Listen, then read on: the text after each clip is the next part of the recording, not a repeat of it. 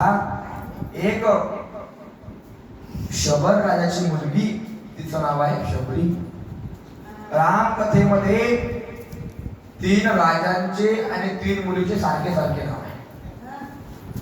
जनकाची जानकी, शबराची शबरी आणि पर्वताची पार्वती अशी 3 नावं रामायणामध्ये सारखी आहे. बघा, त्यामधली शबराची कन्या, तिचं नाव आहे शबरी आणि या शबरीचा महाराज विवाह त्या ठिकाणी ठरवण्यात आला. विवाह ठरवण्यात आला आणि त्या विवाह करता महाराज वराडी येणार, पाहुणे येणार म्हणून त्यांच्या करता 100 बोकडाची गावण देण्यात आली. काय 100 बोकडाची गावण देण्यात आली.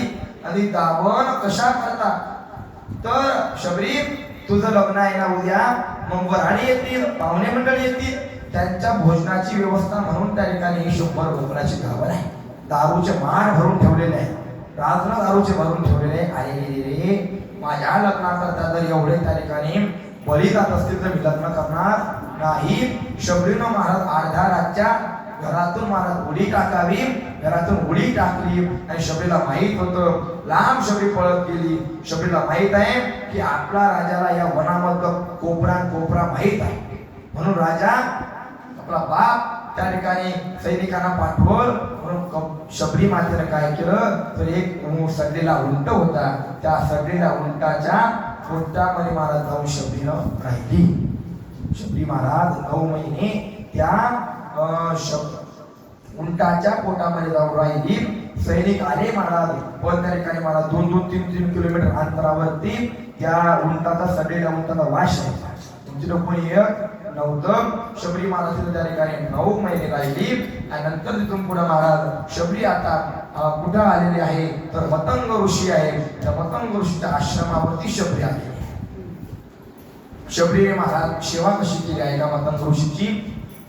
शबरी काय करायची तर महाराज दिवसभर झाडावरती राहायची. शबरी लहान आहे बरं का, 9 वर्षाचं वय आहे. शबरी कुठं राहायची, झाडावरती राहायची. आणि संध्याकाळी रात्र झाली, गुरुची सेवा कशी करायची शबरी. गुरुची सेवा आपल्या जीवनामध्ये अत्यंत महत्वाची आहे. गुरु सेवेचे हे दीप, गुरुची सेवा अत्यंत महत्वाची आहे. कारण श्री गुरु सालिका असता पाठ राखा, इतरांचा लेखा कोण करी, म्हणून गुरुची सेवा जीवनामध्ये घडली पाहिजे. गुरुची सेवा करायची. तर कशी करायची, दिवसभर शबरी झाडावरती बसून राहायची. रात्र झाली की बरोबर रात्री 12-1 वाजताच्या टायमाला शबरी रात्री खाली उतरायची आणि आपल्या हाताने महाराज काय करायची तर शबरी सर्व रस्ता काय करायची घालून काढायची. ज्या रस्त्याने शबरीचे गुरु म्हणजे मतंग ऋषी यायचे त्या रस्त्याने त्या ठिकाणी तो रस्ता शबरी रात्रभर काय करायची घालून काढायची. आणि 4 वाजायच्या आत शबरी त्या ठिकाणी झाडावर पुन्हा जाऊन बसायची. शबरी त्या ठिकाणी महाराज फळ खावे, बोर खावे आणि शबरी त्या ठिकाणी बोर, फळ, पानं खावे महाराज आणि शबरी अशी सेवा करायची.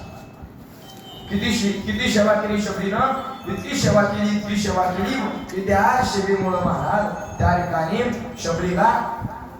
शबरी इतकी सेवा करायची, मन लावून सेवा करायची. आणि मतंग ऋषीला त्या ठिकाणी वाटलं एक दिवस रोज आपण येतो या रस्त्याने, पंपा सरोवरावर स्नान करण्याकरता जातो, रोज या रस्त्याने येतो. कोणीतरी मला सकाळी आपले काय करते, हे रस्ता रोज आणून ठेवतं, हे करतंय तरी कोण. म्हणून काही शिष्य मंडळ आणि गुरुजी मतंग ऋषी त्या ठिकाणी विद्यार्थी मंडळी हो त्या ठिकाणी काय झालं तर रात्रभर जागी झाली. कोणी झोपायचं नाही. आज कोण सेवा करताय आपल्याला आज बघायचं. गुरुजी जागे आहे स्वतः, मतंग ऋषी स्वतः जागे आहे. आणि सैनिकांना त्या ठिकाणी आपल्या सेवकांना आपल्या शिष्य मंडळीला सांगितलेलं आहे. आणि महाराज बघितलं तर बरोबर 1 वाजला होता. 1 वाजता शबरी खाली आली. शबरी रस्ता साफ करू लागली. तेवढ्यामध्ये मतंग ऋषी जवळ आले आणि मतंग ऋषी शबरीला म्हणतायत, कोण आहे तूच आहे का ती रोज त्या ठिकाणी रस्ता आमचा करता साफ करून ठेवती. हो बाबा मीच आहे. अगं मग त्या ठिकाणी तू रोज साफ करते, मग त्या ठिकाणी दिवसा का साफ करत, आमच्या देखता का साफ करत नाही बाबा. त्या ठिकाणी मी याच्या करता साफ करत नाही, मी त्या ठिकाणी खालच्या जातीचे आहे, माझी नीट जात आहे आणि तुम्ही माझा स्वीकार करसाल ना करसाल म्हणून मी त्या ठिकाणी लपून सेवा करते.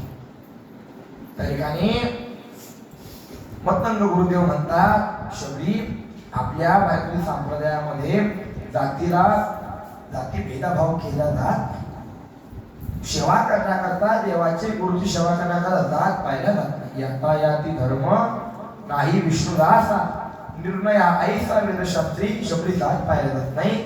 शबरी तू आता काय करायची तर त्या ठिकाणी दिवसा त्या ठिकाणी सेवा करायची. शबरी करता एक आश्रम बांधण्यात आला. शबरी करता आश्रम बांधण्यात आला.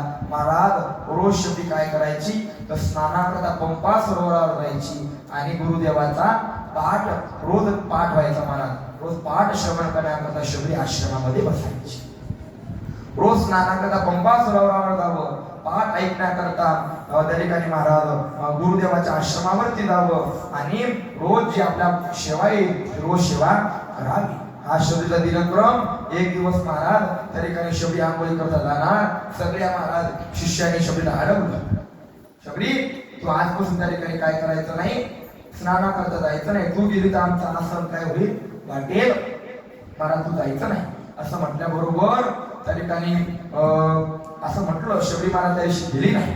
परिणाम असा झाला का पंपा सरोवरावरती जेव्हा शिष्यमंडळ स्नानाला गेलं त्यावेळेस पंपा सरोवरामध्ये मला असंख्य किडे पडलेले होते. सगळी बातमी महाराज कोणाला कळाली, मतंग गुरुदेवाला कळाली आणि मतंग गुरुदेव म्हणतात तुम्ही शबरीला काही बोलले होते का. त्या ठिकाणी तुम्ही हा शबरीला बोलल्यामुळे हा परिणाम आहे. तुम्ही काय करा शबरीचे पाय धुवा आणि ते पायाचा तीर्थ त्या पंपा सरोवरामध्ये नेऊन टाका. बघा एका मिनिटामध्ये किडे आळ्या त्या ठिकाणी गायब होतील. महाराज पाय धुतले शबरीच्या शिष्यांनी आणि ते पाणी त्या ठिकाणी कुठं घेऊन गेले पंपा सरोवरामध्ये घेऊन गेले आणि महाराज त्या ठिकाणी टाकू लागले. ते टाकल्याबरोबर महाराज किडे आळ्या सगळ्या गायब झाल्या आणि पाणी त्या ठिकाणी निर्मळ झालं. हा भक्तांच्या चरण स्पर्शाच्या पाण्याचा काय आहे परिणाम आहे.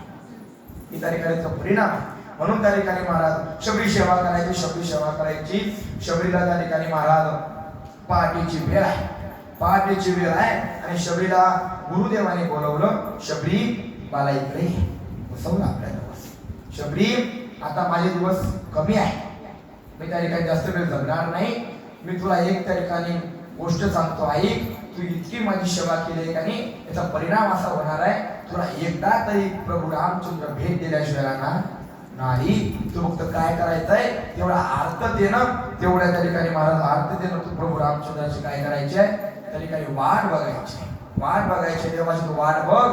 बाबा प्रभू रामचंद्र भेट द्यायला येतील पण मी त्यांना ओळखू कसं, हा देव आहे मी ओळखू कसं. त्यावेळेस तू काय कर त्या ठिकाणी प्रभू रामचंद्र येतील, फक्त कसे येतील या ठिकाणी कोणीही येणार देव सोडून तुझ्या आश्रमामध्ये तुला भेट देण्याकरता दुसरं कोणी येणार नाही, फक्त देवच येतील. देव आले तू याच्यावरून त्या ठिकाणी ओळखायचंय हाच देव आहे. म्हणून महाराज त्या ठिकाणी एवढं बोलून मतंग ऋषीने आपले त्या ठिकाणी प्राण त्याग केले. प्राण त्या वैकुंठामध्ये निघून गेले आणि आता त्या भयंकर अशा त्या वातावरणामध्ये त्या चंद्रामध्ये आता त्या ठिकाणी शबरी आपल्या आश्रमावरती एकटी आहे. रोज त्या ठिकाणी महाराज वाट बघायची. तो ज्या रस्त्याने देव येणार तिला माहित होतं गुरुदेवांचे शब्द आहे का नाही. मग गुरुदेवांच्या शब्दावरती इतका विश्वास कसा असला पाहिजे. गुरुदेवाने म्हटलं जा तुझं जीवनाचं कल्याण होईल तर त्या ठिकाणी महाराज खरंच आपल्या जीवनाचं कल्याण झाल्याशिवाय राहत. गुरुदेवांचा हात जर आपल्या पाठीवरती असेल तर महाराज आपल्या त्या ठिकाणी उद्धार झाल्याशिवाय राहत नाही. गुरुदेवाने सांगितलं आपल्याला जा त्या ठिकाणी तुला काय करायचे. गुरुदेव म्हटले तर तो शब्द आपल्याला पाळला गेला. गुरुदेव म्हटले जा त्या ठिकाणी तू काय कर तर त्या ठिकाणी तुला सांगितलं बाथरूम साफ कर. काही न त्या ठिकाणी मला कशाची चिंता करायची नाही. आपल्याला काय होईल काय होणार नाही. जा त्या ठिकाणी बाथरूम साफ कर. गुरुदेवांना सांगितलं. माणसानं त्या मनामध्ये काही शिष्यानं त्या ठिकाणी संदेह आणायचा नाही आणि त्या ठिकाणी बाथरूम साफ करण्याकडे त्वरित जायचं. हा गुरुचा प्रसाद आहे. त्या ठिकाणी गुरुची सेवा हा गुरुचा प्रसाद आहे. गुरुची सेवा केली तर भगवंत महाराज लवकर भेटत असतो. म्हणून गुरुची सेवा करायची. कारण गुरुर ब्रह्मा गुरुर विष्णू गुरुर देवो महेश्वरा गुरु साक्षात परब्रह्म तस्मै श्री गुरुवे नमः. म्हणून गुरुची सेवा करत असताना माझा कंजूसपणा करायचा नाही. विद्यार्थी मंडळी तुमच्याकरता ही महत्त्वाची सूचना आहे. म्हणून गुरुची गुरुदेवाची सेवा अत्यंत प्रेम भावाने सर्वांनी करायची आहे. म्हणून त्या ठिकाणी महाराज गुरुच्या शब्दावरती त्या ठिकाणी महाराज विश्वास आहे, गुरुच्या शब्दावरती विश्वास आहे. शबरी त्या ठिकाणी महाराज ज्या रस्त्यानं भगवान परमात्मा यायचा त्या रस्त्यानं शबरी काय करायची, वाट बघायची. शबरी यायची. शबरी काय करायची, सकाळी उठली महाराज तर शबरी एक टोपली घ्यायची. त्या टोपलीमध्ये महाराज फुलं ताई जुईचे, मोगऱ्याचे, झेंडूचे, गिरचा गिर पूर्ण आणायची आणि ज्या रस्त्याला प्रभू येणार तो रस्ता हाताला साफ करायची आणि त्या रस्त्यावर महाराज अशी फुलं आचरून ठेवायची. अशी फुलं आचायची. फुलाचा शेत त्या ठिकाणी भगवान परमात्मा येण्याकरता रस्ता तो फुलानं सजवून ठेवायची. एवढी भक्ती करायची शबरी. प्रभू रामचंद्राची एवढी भक्ती करायची. देव या रस्त्याने येणार आहे. किती भक्ती करायची, किती वाट पाहायची शबरी. तुम्हाला एका दृष्टांतावरून सांगतो किती वाट पाहायची. एका शाळेमध्ये स्पर्धा होती महाराज, इथं लक्ष द्या. एका शाळेमध्ये स्पर्धा होती आणि त्या स्पर्धेमध्ये महाराज त्या ठिकाणी 3 नंबर काढायचे होते. पळण्याची धावण्याची स्पर्धा होती, धावण्याची स्पर्धा. आणि त्याच्यामध्ये महाराज असे 4 पोरं काय केले, उभे केले रेषेवरती. ज्या रेषेवरून पळायचं आहे त्या रेषेवरती 4 मुलं त्या ठिकाणी महाराज उभे केले. मास्तरांनी त्या ठिकाणी शिक्षक लोकांनी महाराज काय केलं, सांगितलं की त्या ठिकाणी मी 3 म्हणेल आणि 3 म्हटल्यानंतर तुम्ही काय करायचं आहे, 3 म्हटल्यानंतर तुम्ही पळायला सुरुवात करायची आहे. 3 म्हटल्यानंतर तुम्ही पळायला सुरुवात करायची आहे. 3 म्हटल्यानंतर तुम्ही पळायला सुरुवात करायची आहे. तुम्ही पळायला सुरुवात करायची.